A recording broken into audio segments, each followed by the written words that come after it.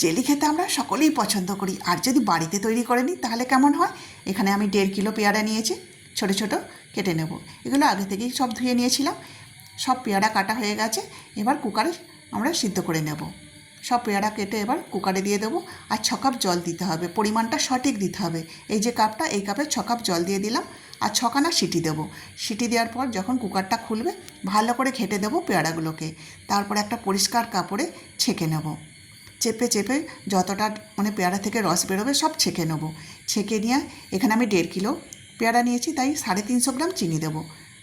350 গ্রাম চিনিটা ভালো করে এই যে রসটা বেরোলো পেয়ারা থেকে সেটার মধ্যে ভালো করে মিলিয়ে দিয়ে গ্যাসে ফোটাতে বসিয়ে দেব।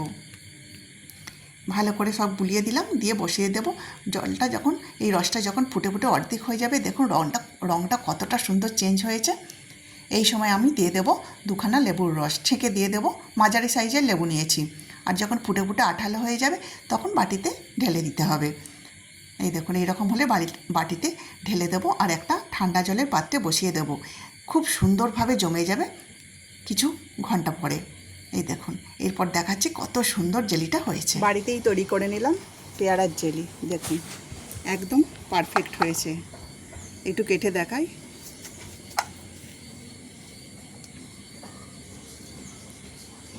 একেবারে কাঁচের মতো স্বচ্ছ।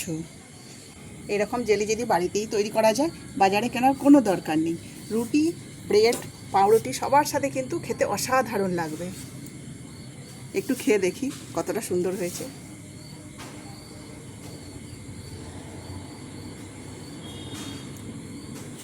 একদম পারফেক্ট হয়েছে।